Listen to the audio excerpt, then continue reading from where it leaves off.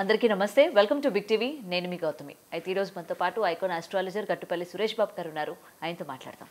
Sir నమస్తే. జై Srimannarayana. Right, Kantara ఎంత సంచలనం సృష్టించిందో మనం చూసాం. సినిమా కలెక్షన్స్ పరంగా కావచ్చు, లేకపోతే మూవీ పరంగా కావచ్చు. అయితే గత కొన్ని నెలలుగా మనం చూసుకున్నట్లయితే ఈ సినిమాలో యాక్ట్ చేసిన టెక్నీషియన్స్, యాక్టర్స్ ఒకరి తర్వాత ఒకరు చనిపోవడం అన్నది, అంటే ఇయర్స్ గ్యాప్లో చనిపోవడం అనేది, ముఖ్యంగా కాంతార మూవీ చేసిన యాక్టర్స్ చనిపోవడం అన్నది ఇక్కడ కొంచెం కలవర పెడుతున్న విషయం. అయితే దీని వెనక ఒక రూమర్ అనుకోవచ్చు, లేకపోతే సందేహాలు అనుకోవచ్చు. ఎలాంటిది వినిపిస్తుందంటే, ముఖ్యంగా ఈ సినిమాలో చేయడం వాళ్ళే ఎందుకు చనిపోతున్నారు, ఎటువంటి తప్పులు చేశారు, మేబీ పెట్టకూడని సీన్స్ ఏమైనా పెట్టారు. ఎందుకంటే నేను పర్టికులర్గా ఈ విషయం గురించి ఎందుకు మాట్లాడాలనుకున్నానంటే, గతంలోని చంద్రముఖి సినిమా చేసేటప్పుడు సేమ్ ఇలాంటివే విన్నామన్నమాట. ఆ సినిమా చేసిన టెక్నీషియన్స్ కావచ్చు, లేకపోతే యాక్టర్స్ కావచ్చు, సౌందర్య గారు కూడా చేశారు.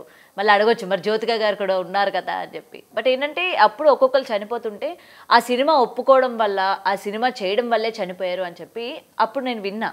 మళ్ళీ చాలా సంవత్సరాల తర్వాత ఇప్పుడు కాంతార మూవీ గురించి వింటున్నా. సో నిజంగా ఇవి మనం నమ్మచ్చు అంటారా ఇలాంటివి? ఇక్కడ మనం చూసుకున్నట్లయితే చాలా రకాలుగా ఉన్నటువంటి పరిస్థితులు ఉన్నాయి. ముఖ్యంగా చెప్పాలంటే ఇప్పుడు ఒకటికి రెండు సార్లు సంఘటన జరిగితే అది నిజంగానే అదే కారణం కావాలి అనుకోవచ్చు.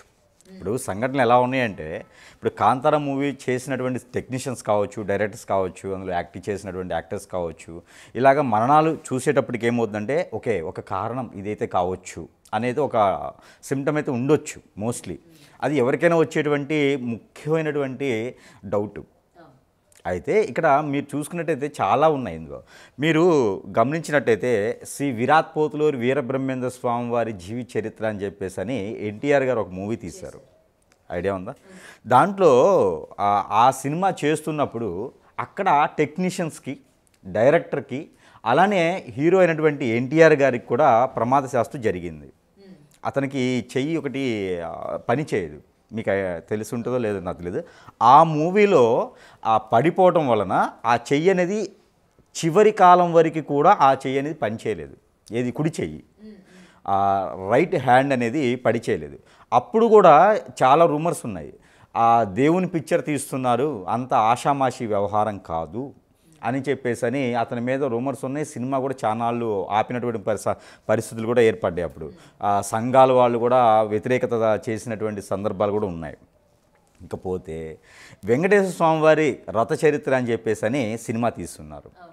ఆ సమయంలో అక్కడ ఉన్నటువంటి నిర్మాత గారికి కూడా ఆ ఆరోగ్యం క్షీణించడం, అలానే కొన్ని రకాల ఇబ్బందులు అయితే జరిగినాయి. టెక్నీషియన్స్ కూడా చాలామంది కూడా ఆ టెక్నీషియన్స్ అందరూ కూడా మరణించడం కూడా జరిగింది.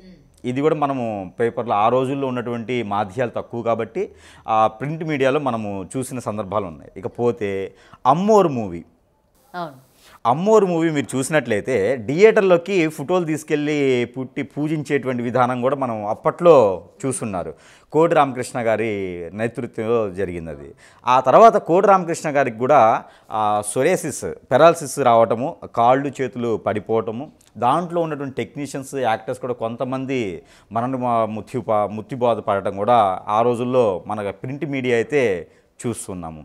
ఇక తర్వాత మీరు అన్నట్టుగా అరుంధతి కావచ్చు, ఇక తర్వాత చూసుకుంటే ఇలాంటి పిక్చర్లు ఏవైతే దేవునికి సంబంధించినటువంటి విధానంలో తీసినటువంటి సినిమాలు ఏవైతే ఉన్నాయో, ఆ రోజుల్లో పౌరాణికమైన, తర్వాత సాంఘికమైన, ఈ నేతృత్వంలో తీసేటువంటి విధానాలు ఏవైతే ఉన్నాయో, వీరు మెయిన్గా ఉన్నటువంటి నిర్మాత, అది ప్రొడ్యూసర్స్ కావచ్చు, డైరెక్టర్స్ కావచ్చు, మ్యూజిక్ డైరెక్టర్స్ కావచ్చు, టెక్నీషియన్స్ కావచ్చు, వీరేదన్నా విధి విధానాలుగా పాటించి, ఇప్పుడు ఒక ఇంట్లో మనము పిల్లలు ఉంటారు, తల్లిదండ్రులు ఉంటారు, పెద్దవారు ఉంటారు.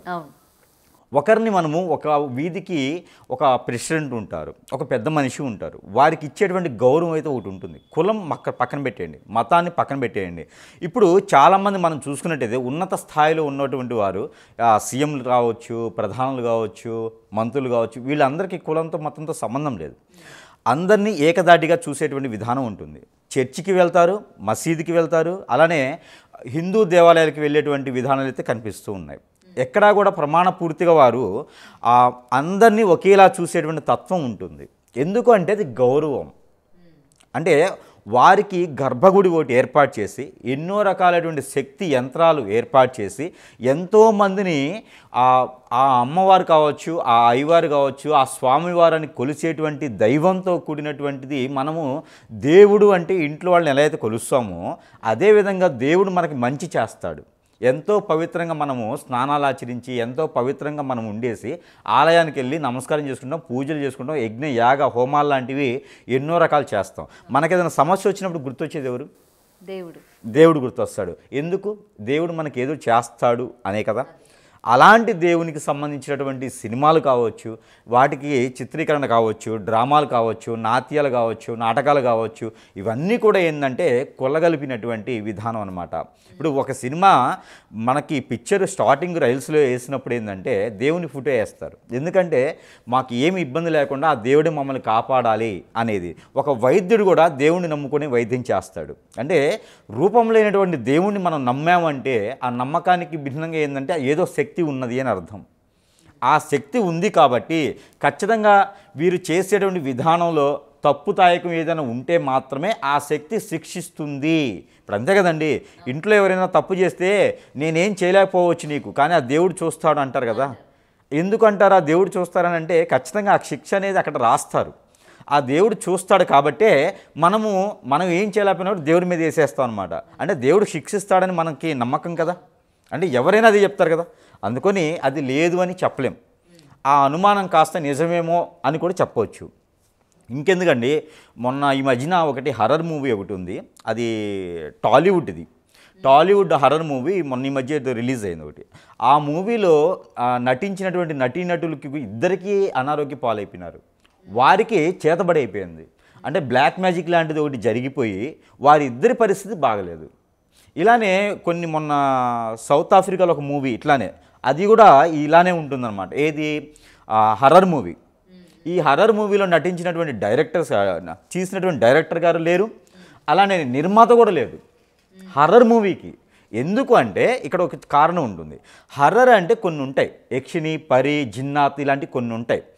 ఆ పదాలని వాడి వాటిని ఇబ్బంది పరిచి వాటి ద్వారా ఇవేవో చేస్తున్నాయని చెప్పి మనం నటించి తీసి 10 మందికి తెలియచేస్తే వాటికి సమకూరటువంటి విధానంలో మనము చేయలేకపోతే కనుక అవి ఖచ్చితంగా మనల్ని ఇబ్బంది పెట్టేటువంటి పరిస్థితులు అయితే లేకుండా ఉండవు. అంటే ఇప్పుడు హర్రర్ మూవీస్లోనే మనం కొన్ని మంత్రాలు వింటూ ఉంటాము, అవన్నీ కూడా జస్ట్ వాళ్ళు రాసుకున్నవి ఏవో కామెడీగా చెప్తున్నారు అని అనుకుంటాం, కానీ నిజానికి కాదా? అయితే లేదు. ఇక్కడ ఒకటి మీరు కరెక్ట్గా అడిగారు. ఏంటంటే దేవునికి సంబంధించిందైనా దెయ్యాలకు సంబంధించిందైనా మంత్రోచ్చారణ ఉంటుంది. ఓకే, అది తెలుసో తెలియకో మనం లిఖిస్తాం, అది తెలిసో తెలియకో స్క్రిప్ట్ పరంగా రాసుకుంటాం. ఆ రాసింది ఉచ్చారించడం ద్వారా మనకి ఆటోమేటిక్గా తెలియకుండా ఒక పవర్ ఎనర్జీ అనేది మనకి చుట్టూతో ఒకటి హరోరా ఉంటుంది. ఈ హోర మనకి ఏర్పడింది అనమాట. ఇప్పుడు ఉదయాన్నే మనము యోగా చేస్తాం. యోగా చేసినప్పుడు కొంతకాలం యోగా చేయగానే మనకి తెలియని ఒక పాజిటివ్ వచ్చేసి మన చుట్టూతో ఒక హోర ఏర్పడిద్ది. మనకి జరగబోయేది ముందుగానే మనకి పసిగట్టగలుగుతాం. ఓకే, అంటే మనకి తెలియచేస్తాం. ఇప్పుడు మీరు ఉన్నారనుకోండి, ఇప్పుడు మీరు ఎదురు కూర్చొని ఉన్నారు, మీకు ఏం జరగబోతుంది అనేది నేను చెప్పొచ్చు. అంటే ఆ హోర అనేది మనకి తెలియచేస్తుంది. నేను ఏదైతే మంత్రోచ్చారణ చేస్తానో ఆ మంత్రం ద్వారా మనకు కొన్ని తెలియచేస్తాయి. అలా తెలిసి తెలియకుండా ఇప్పుడు అదే మంత్రం మీరు చదివారనుకోండి, మీకు అనేది ఆ శక్తియుక్తులు అనేది తక్కువ ఉంటాయి కాబట్టి ఆ మంత్రం పనిచేస్తుంది, కానీ మీకు తెలియదు. అది ఓకే, మంత్రం పనిచేస్తుంది. ఎవరు చదివినా మంత్రానికి మంత్రం పనిచేస్తుంది, కానీ తెలియదు. ఇప్పుడు నా పేరు సురేష్ బాబు, మీరు పిలిచినా అదే ఉంటుంది, మంత్రాలు వచ్చినట్టు పిలిచినా సురేష్ బాబే ఉంటుంది. ఉచ్చారణ ఒకటి, ఎవరు పిలిచినా పలికేది ఉంటుంది, కాకపోతే అది మీకు పవర్ అనేది తెలియదు. అలా ఉంటుంది కాబట్టి దానికి విధానం తెలియదు అని కారణం. ఇక్కడ అలా కూడా తప్పు జరిగితే ఉండొచ్చేమో. అందుకోసమే కొన్ని మూవీస్ పవిత్రంగా తీసిన మూవీస్ వాటికి ఏం కాలేదు. తర్వాత శ్రీరామ్ దాస్ మూవీ ఉంది, అన్నమయ్య మూవీస్ ఉన్నాయి, ఇంకా చెప్పుకుంటూ పోతే చాలా రకాల మూవీస్ తీసుకున్నారు. శంకరాచార్య మూవీస్ తీశారు. ఇవన్నీ కూడా ఏంటంటే పవిత్రంగా తీయడం ద్వారా ఆ రిలీజ్ చేసే సమయము, ఆ ముహూర్తము, ఆ షెడ్యూల్ స్టార్ట్ చేసే ముహూర్తాలు ఇవన్నీ కూడా చూసుకోవాలి. మరొకటి ఏంటంటే వారి నక్షత్రానికి, వారి జాతకానికి ఈ మూవీ సరిపోతుందా లేదా, ఓకే, తీసే డైరెక్టర్ కూడా ఒకసారి చెక్ చేసుకోవాలి, ఖచ్చితంగా చూసుకోవాలి. ఎందుకంటే మనకి మించినటువంటి శక్తి నాకు ఈతొచ్చు, ఎక్కడొచ్చు, స్విమ్మింగ్ పూల్లో వచ్చు. ఈతొచ్చు కదా, సముద్రంలో దూకకూడదు. దూకితే ఏమవుద్ది, మనకి శక్తి సరిపోదు. మన ఆయుష్ సరిపోదు. అది గండం కింద ఉన్నటువంటి వారు కొంతమంది ఉంటారు. కొన్ని జాతకాలు చూసినప్పుడు వీక్ ఉంటుంది. శనీశ్వరుని బలం వీక్ ఉందనుకోండి, ఇలాంటి మూవీస్ తీయడం ద్వారా ఇబ్బంది పడతారు. అలానే దీక్ష అని ఉంటుంది. దీక్ష ఖచ్చితంగా తీయాలి. ఇలాంటి పవిత్రమైనటువంటి మూవీస్ తీసేటప్పుడు వల్కర్గా తీయకూడదు, దీక్షని తీసుకోవాలి. ఇప్పుడు ఎవరికైనా పర్సనల్ లైఫ్ అనేది ఒకటి ఉండేది, పర్సనల్ బుక్ ఒకటి ఉండేది, పర్సనల్ డైరీ ఒకటి ఉండేది. ఆ పర్సనల్ అనేది ఏంటి? అది వారి సొంతం అని అర్థం. దాన్ని మనం వెలికి తీయకూడదు. ప్రతి అమ్మవారికైనా ప్రతి అయ్యవారికైనా కొన్ని రకాలుగా ఉంటుంది. అది 4 గోడల మధ్యనే ఉంటుంది. ఎవరికైనా దాన్ని వెలిగించి తీసేసి బయట పెట్టకూడదు, వలకరగా తీయకూడదు. 10 మందికి మంచి జరిగేలా తీయాలి. ఇప్పుడు తీసేవారు కూడా చాలా రకాలైనటువంటి టెస్టులు ఉన్నాయి, చాలా రకాలుగా చేస్తున్నారు. కానీ ఏంటంటే ఇవన్నీ కూడా తెలియని ఒక తత్వం. లేదా మూవీ స్టార్ట్ చేసేటప్పుడైనా పెద్దవాళ్ళనో, గురువునో, పీఠాధిపతులనో ఎవరినో కొన్ని సంప్రదించాలి. ఏది పెట్టాలి, ఏది పెట్టకూడదు సంప్రదించిన తర్వాత మాత్రమే మనం చేయాల్సి వస్తుంది. మంత్రోచ్చారణ చాలా గొప్పది. ప్రతి మనిషికి కూడా ఏంటంటే అమ్మవారు ఉన్నారా, స్వామి ఉన్నారా, ఇక్కడ దేవత ఉన్నారు, ఇక్కడ పవర్ లేదు, ఈ గుడంతా పాడుబడిపోయింది, అలా ఉన్నదండి. మంత్రోచ్చారణ గొప్పది. మనం చదివేటువంటి మంత్రం, మనం చెప్పేటువంటి మంత్రము చాలా గొప్పది. మనము స్నానం చేసినా చేయకపోయినా మంత్రోచ్చారణ చేయండి. ఇప్పుడు శివాలయంలోకి వెళ్తే మనము స్నానం ఆచరించి వెళ్ళాలని లేదు. అలా మనం చేయలేని తరుణంలో ఈభూతి ధారణ చేసుకొని కూడా శివాలయంలోకి వెళ్ళొచ్చు. ఓకే, ఈభూతి ధారణ చేస్తే మనము అక్కడ పవిత్రంగా వెళ్ళినట్టే లెక్క. విష్ణు ఆలయంలోకి వెళ్తే తులసి మొక్కని, తులసి నీళ్ళు నెత్తించలుకొని వెళ్తే చాలు, ఆ స్వామి మనల్ని ఏమి ఇచ్చేయడనమాట. అంటే ప్రతి దానికి కూడా ఒక విరుగుడు, ఒక సబ్క్యూట్, ఒక పద్ధతి ఉంటుంది. ఆ చేసేట పద్ధతి ఎవరికి తెలుసు? డైరెక్టర్ తీయడం తెలుసు. దాని విధానం తెలియాలి అంటే ఒక పద్ధతి ఉంటుంది. ఆ పద్ధతి ప్రకారంగా మాత్రం ఖచ్చితంగా చేయాల్సి వస్తుంది. దానివల్ల లేకపోతే ఇంట్లో పెద్దవారు తప్పు చేస్తే, పెద్దవారు అప్పులు చేశారనుకోండి, పిల్లలకి ఏమొస్తుంది? అప్పులే వస్తాయి. పెద్దవారు సంపాదించారనుకోండి, పిల్లలకి ఏమొస్తుంది? ఆస్తులు వస్తాయి. అలానే ఇప్పుడు డైరెక్టర్ అనేవారు, నిర్మాత అనేవారు నిర్మాణంలో అక్కడ తీసేటువంటి విధానంలో పెద్దవారు కాబట్టి వారు చేసినా కూడా తప్పులు వారికి టెక్నీషియన్స్ కావచ్చు, ఆ విధానానికి కావచ్చు, అందరికీ వస్తాయి. మర్డర్ చేసిన వాడికి తప్పు లేదు, చేయించిన వాడికి తప్పు. పైన రాసేది చేయించారు ఎవరుంటారే, వీడు చెయ్యమంటేనే కదా చేశారు అని చెప్పి వాడి మీద రాస్తారు చిత్రగుప్తుడు. అందుకని చెప్పేసని ఈ మూవీస్ తీయడం ద్వారా మంచి జరగొచ్చేమో, సమాజానికి మంచి తెలియచేయొచ్చేమో, కానీ విధానాలు మార్చుకోవాలి. ఒక్కొక్క స్వామివారికి ఒక్కొక్క పద్ధతి ఉంటుంది, ఒక్కొక్క అమ్మవారికి ఒక్కొక్క పద్ధతి ఉంటుంది. ఇప్పుడు మీరే చూడండి, మనం కళ్ళ ముందు చూస్తున్నాం కదా. ఇప్పుడు కోటరామకృష్ణ గారి పరిస్థితి ఏంటి, ఎలా అయిపోయింది? అమ్మవారు తీస్తున్నారు, అరుంధతి తీస్తున్నారు, ఇంకా చాలా మూవీస్ తీసేసి ఈరోజు పరిస్థితి అలా అయిపోయింది. మరి వేరే డైరెక్టర్కి ఎందుకు అవ్వలేదు? రాజమౌళి గారు నియమనిష్టలతో లేకపోవడం వల్ల అనుకోవచ్చా? ఇప్పుడు రాజమౌళి గారు ఉన్నారు, చాలా రకాల మూవీస్ తీశారు. ఆయన ఆర్టిఫిషియల్ కొత్త రకంగా సృష్టించినటువంటి కథలు అవి.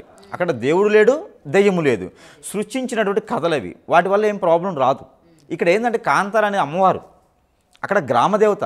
ఆవిడ మనకి ఉజ్జాని మహంకాళి మన మాత ఎలా కొలుస్తున్నామో అక్కడ మనకి కాళీమాతలాగా ఏదైతే మనం పూజిస్తున్నామో, మన కర్ణాటక ఏరియాలో ఆవిడ ప్రసిద్ధి చెందినటువంటి అమ్మవారు. ఆ అమ్మవారిని తీసుకొని ఆవిడ కథ తీసుకోవచ్చు, ఆవిడ స్టోరీ తీసుకోవచ్చు, ఆవిడ విధి విధానాలు తీసుకోవచ్చు. ఆ విధంగా వీళ్ళు పవిత్రపూరితంగా చేశారనుకోండి, ఏ ఇబ్బంది ఉండదు. ఇది ఒక విషయం. అయితే మరొకటి ఏంటంటే, ఇప్పుడు మరణించిన వాళ్ళు అటువంటి జాతకాలు అయితే నేను పరిశీలించాను. ఇప్పుడు ఎవరెవరైతే మరణించారో, ఈ కాంతార మూవీ తీసినటువంటి వారు మరణించారు కదా చాలామంది, ఇందులో నేను జాతకాలు చూశాను.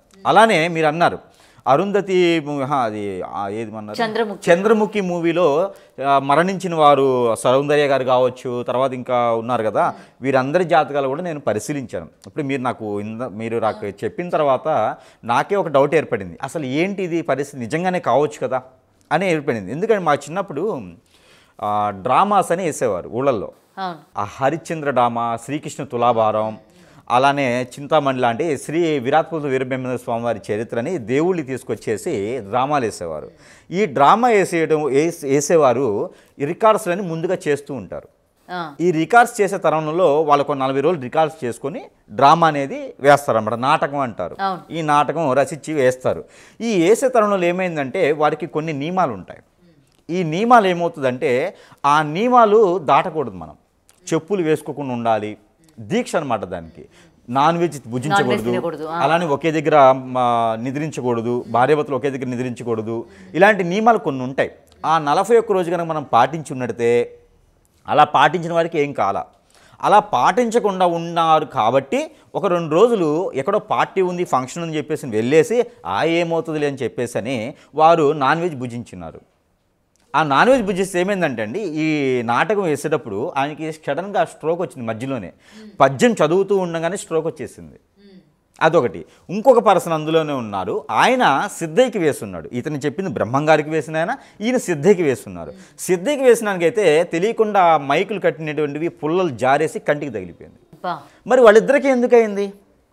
చివరికి ఇది ఎక్కడని తీస్తే అప్పుడు వీరిద్దరూ పార్టీకి వెళ్ళేసి ఒక ఫంక్షన్కి వెళ్ళేసి నాన్ వెజ్ తిని వచ్చేసి రిహార్సల్ చేశారు. ఓకే, అంటే ఇక్కడ దేవుడు ఉన్నాడు అని మనం చెప్పుకోవచ్చు దీన్ని బట్టి కూడా, అంతే కదండి. కానీ కొంతమంది మూఢనమ్మకాలు అని చెప్పి కూడా కొట్టిపారేస్తూ ఉంటారు కదా. మేబీ మూఢనమ్మకాలు అని చెప్పిన వాళ్ళే ఎక్కువ పూజిస్తూ ఉంటారు, అంతే కదా. ఇప్పుడు వాళ్ళు పూజించరా? వారైనా ఎవరో ఒకరు పూజించాల్సిందే కదా. వాళ్ళ తల్లిదండ్రులు పూజిస్తారా? పోనీ దేవుళ్ళే కదా. మరి మూఢనమ్మకాలు అనేవారు ఎక్కడ? మూఢనమ్మకాలు కాదవి, ఆచారం పద్ధతి. మూఢనమ్మకాలు అంటే బట్టలు మనకు తెలియనప్పుడే వేసుకుంటున్నాం. మా తాత కూడా వేసుకున్నారు బట్టలు, మా ముత్తాత కూడా వేసుకునే ఉంటాడు, అంతే కదా. మన ఫోటోలు అయితే బట్టలు వేసుకునే కదా కనిపిస్తారు. మరి మూఢనమ్మకం అని చెప్పి తిరిగేసి తిరగరు కదా. మరి ఫుడ్ తినడం కూడా మూఢనమ్మకమే.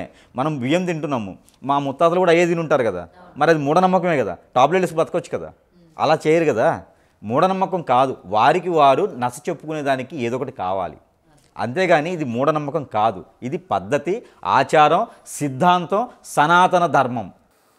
ఇది మూఢనమ్మకం అని వారు అనుకుంటే సరిపోదు. అది మూర్ఖత్వం, మూఢనమ్మకం కాదు, మూర్ఖత్వం.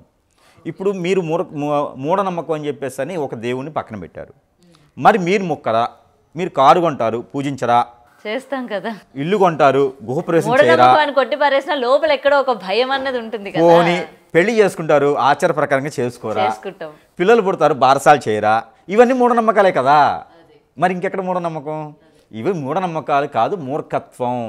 వారికి వారే మెప్పు పొందడానికి మూర్ఖత్వం. ఎవరైనా సరే అండి, శక్తి అనేది ఉన్నది. దేవుడా దేవత అనేది పక్కన పెట్టేయండి, శక్తి అనేది ఖచ్చితంగా ఉంది. ఆ పేరులో వైబ్రేషన్ ఉంటుంది ఖచ్చితంగా. ఓం నమ శివాయ అనండి, బాడీలో ఉన్నటువంటి అన్ని నరాలు కదులుతాయి. మనం కూర్చొని ఓం నమ శివాయ అనండి అంతే చాలు.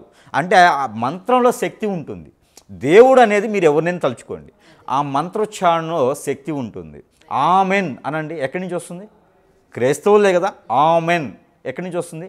అల్లా ఉహబ్బరల్లా హల్లా ఉహబ్బరల్లా అనండి, ఎక్కడి నుంచి వస్తాయి పదాలన్నీ కూడా? మనకి నాభిలో నుంచి పలుకుతాం. ఆ పలికేటువంటి విధానంలో మనకి ఆ ఉచ్చారణలో మనకి వైబ్రేషన్స్లో పవర్ ఉంటుంది. ఆ పవర్లో మనము ఏదైనా సాధించవచ్చు. దేవుడు అనేది ఎవరినైనా తలుచుకోండి, ఇంట్లో తల్లిదండ్రులు తలుచుకోండి, భార్యను తలుచుకోండి, భర్తను తలుచుకోండి, పిల్లల్ని తలుచుకోండి, అది కాదు ఇక్కడ. ఆ ఉచ్చారణలోనే పవర్ ఉంటుంది. మనం లిఖించి రాసేటువంటి మంత్రం ఏదైతే ఉందో, గాయత్రి మంత్రాన్ని తీసుకుంటే కనుక ఇలా చదివితే పాజిటివ్, దాన్ని వెనక నుంచి చదివితే నెగిటివ్. ఇది దెయ్యం, ఇది దేవుడు, అంతే తేడా. ఒక్క మంత్రమే తేడా ఉంటుంది. ఆ మంత్రాన్ని సరిగా చదివితే దేవుడు, రిటర్న్ చదివితే దెయ్యం. అలా అయితే మూర్ఖత్వంగా మొండిగా ఉండేటువంటి కొంతమంది డైరెక్టర్లు ఉంటారు. వీళ్ళు దియ్యాల పిక్చర్లు తీస్తారు, దేవుని పిక్చర్లు తీస్తారు. మరి వీళ్ళకేం కాలేదా అంటే ఖచ్చితంగా అవుతుంది.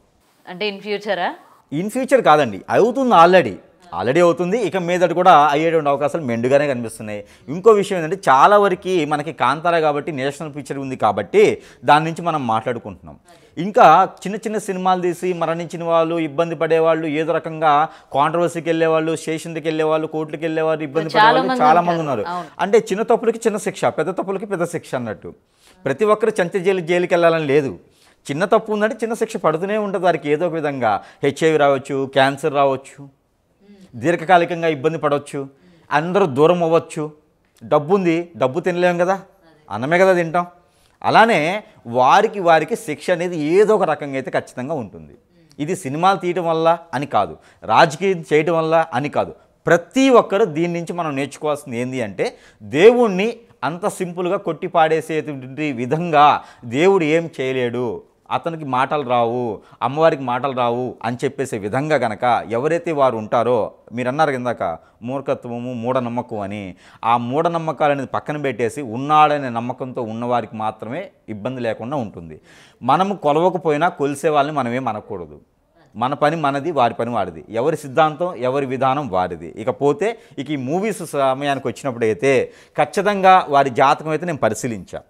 ఒకటి, కాలం సమాధానం చెప్తుంది అనేది ఎప్పుడైతే దేవుడు ఉన్నాడో, మరణించే వాడికి ఎన్ని తలుపులు వేసిన 7 తలుపులు వేసుకొని లోపల కూర్చున్నా కూడా మరణం తప్పదు. అదే మన సిద్ధాంత ప్రకారంగా మరణం అనేటువంటి సంభవించినప్పుడు మరణం తప్పదు అనేది ఒకటి ఉంటుంది. మనం ఎన్ని రకాల ప్రయత్నాలు చేసినా, కోట్ల రూపాయలు డబ్బులు పెట్టినా మరణం అయితే ఖచ్చితంగా ఉంటుంది. అయితే వీరందరి జాతకం నేను పరిశీలించినప్పుడు వారికి కొంతమందిలో గండాలు ఉన్నాయి, కొంతమందికి మరణం అనేది చివరి అంచుల్లో ఉన్నది. ఇది కూడా ఒకటి పెట్టుకోవచ్చు మనం. ఎందుకంటే వారి జాతకం అన్నీ కూడా చూసినప్పుడు వారి జాతకంలో ఆయుష్ అనేది తక్కువగా ఉన్నది. కొంతమందికి గండాలు ఉన్నాయి. ఆ గండాలు కనుక వీరు ఏదో ఒక విధంగా తప్పించుకున్నట్టే మళ్ళీ జయించేవారు. అలాగా గండం తప్పించలేని పరిస్థితి అనమాట. సుడిగుండంలోకి వెళ్ళిపోయినారు. అలా మరణం అనేది జరిగిపోయింది. ఎవరు?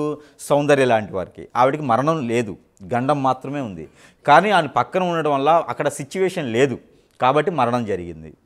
కాకపోతే కొంతమందికి ఇప్పుడు ఇతను డైరెక్టర్ గారు కావచ్చు, కాంతార మూవీ డైరెక్టర్ గారు కావచ్చు, ఇప్పుడు టెక్నీషియన్స్ కావచ్చు, ఇప్పుడు మరణించిన వారు ఎవరైతే ఉన్నారో వీరి జాతకాలను పరిశీలించినప్పుడు మనం చనిపోయినటువంటి ఇతను డైరెక్టర్ గారు ఉన్నారు. ఆ డైరెక్టర్ గారికి అయితే మరణం లేదు, గండం మాత్రమే ఉంది.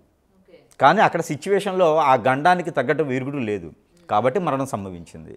అతనికి ఇది 3వ గండం. తన హిస్టరీ మొత్తం చూసినట్టయితే నేను 3 గండాలు ఇది కనుక తప్పించుకున్నట్టయితే మళ్ళీ 25 years లైఫ్ టైం ఉండేది. అతనికి ఆల్రెడీ కూడా ఇంకోటి ఏంటంటే హెల్త్ ఇష్యూస్ బాగా కనిపిస్తున్నాయి. నాకు బ్లడ్కి రిలేటెడ్గా చాలా రోజుల నుంచి బాధపడుతూ ఉన్నారు. ఆయన పిక్చర్కి ముందు నుంచే అతను బాధపడుతూ ఉన్నారు. కాకపోతే ఇవన్నీ కూడా మీరు చూసుకోవచ్చు. అతనికి పర్సనల్ లైఫ్ చెక్ చేస్తే కనుక మీకు దొరకవచ్చు. నాకు కేవలం అతని జాతకంలో మాత్రమే ఇవన్నీ దొరుకున్నాయి అనమాట. కానీ ఆ గండాన్ని కనుక తప్పించే ప్రయత్నం చేసినట్టయితే ఎంతండి 7 నిమిషాలు తేడా అవుతుంది. 7 నిమిషాలు తేడాతోనే జరిగింది. అంటే ఆ 7 నిమిషాలు దేవుడు ఉన్నాడు అని చెప్పడానికి ఇది ఒక రీజన్ అనుకోవచ్చు మనం. అయితే ఇంకా మీదట కూడా ఏంటంటే వీళ్ళ జాతకాలు కూడా పరిశీలన చేసుకోవాలి. వీరికి ఎంతవరకు శక్తులు ఉన్నాయని చూసుకోవాలి. అలాంటి మూవీస్ తీసే డైరెక్టర్ కావచ్చు, టెక్నీషియన్స్ కావచ్చు, అలాంటి మూవీ తీయాలి అనుకున్న వారు ఎవరైనా సరే వారి జాతకం పరిశీలన చేసుకోవాలి. వారి దాంట్లో గండాలు ఏమైనా ఉన్నాయా, దీనికి శాంతి హోమాలు ఏమైనా చేయించాలా అనుకొని. రెండోది ఏంటంటే వారికి జాతకంలో శని భగవానుడు బలంగా ఉన్నాడా. ఓకే, శని భగవానుడు బలంగా ఉంటే ఎవ్వరేం చేయలేరు. ఒక కొండరాయి ఇరిగిపడి మీద పడ్డా కూడా అలా లేచి వెళ్ళిపోతారు. శని భగవానుడు వారికి నెత్తిన కూర్చోవాలి. అలా ఉన్నప్పుడే ఇలాంటి మూవీస్ పట్టుకోవాలి. ఆయుష్ బాగున్నప్పుడే వారి మూవీస్ తీసుకోవాలి.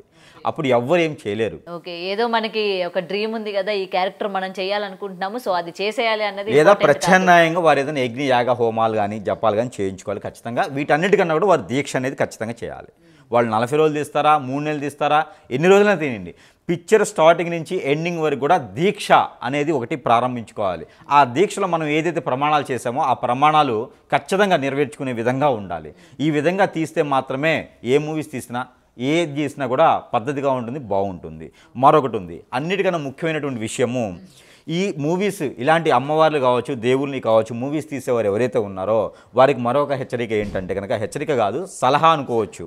ఈ సలహా ఏంటంటే కనుక ఎక్కడైనా సరే ఎఫ్ఐఆర్స్ పెట్టుకోవడం, అమ్మాయిల్ని కదిలించడం, అబ్బాయిల్ని కదిలించడం లాంటివి కూడా ఆపేసేయాలి. పవిత్రంగా అంటే పవిత్రంగానే ఉండాలి, పవిత్ర బంధంగా కాదు, పవిత్రంగా మాత్రమే ఉండాలి. పవిత్రంగా అంటే మా ఇంట్లో అండి మడికట్టుకోరండి, స్నానం ఏదో చేసేస్తారు వచ్చేస్తారంటే కాదు. పవిత్రానికి ఒక పద్ధతి ఉంటుంది, దానికి ఒక బుక్ ఉంటుంది, దానికి ఒక రచన ఉంటుంది, దానికి ఒక యోగం ఉంది. ఆ పద్ధతి ప్రకారంగా ఉండి సినిమాలు తీస్తే మాత్రమే ఏ ఇబ్బందులు లేకుండా అయితే ఉండే విధానం అయితే ఉంటుంది. ఇది దీనికి సంబంధించినటువంటి కాంతార విషయం అయితే. ఓకే, సో నిజంగా ఉన్న అపోహలన్నీ కూడా తొలగించేశారు. అంటే చాలామంది కొట్టిపరేస్తూ ఉన్న వాళ్ళకి కూడా ఈరోజు మీరు మాట్లాడిన విధానం ఏదైతే ఉందో, చెప్పిన మొత్తం ఏవైతే ఉన్నాయో, నిజంగా ఎలాంటి దీక్ష తీసుకోవాలి, మనం ఒక ప్రాజెక్ట్ ఒప్పుకున్నామంటే ఏ విధంగా మనం దానిలోని ఉండాలి, ఎంత శ్రద్ధగా ఉండాలి అన్నది కూడా మరొకసారి నిరూపించబడాలి. ఎందుకంటే ఇప్పుడు కాంతార చూసిన తర్వాత చాలామంది ఇలాంటి ప్రాజెక్ట్స్ చేయాలన్నా కూడా భయపడుతూ ఉంటారు ఆల్రెడీ జనాల్లోని. అబ్బా మళ్ళీ మనం ఇలాంటి ప్రాజెక్ట్స్ చేద్దామా వద్దా అని చెప్పి. సో నిజంగా మీరు ఇచ్చింది ఈరోజు మంచి ఇన్ఫర్మేషన్, అండ్ నిజంగా అందరికీ ఇది చేరాలి, తెలియాలి అని కూడా ఆశిస్తున్నానండి. Thank you so much. For more videos like this, subscribe Big TV channel.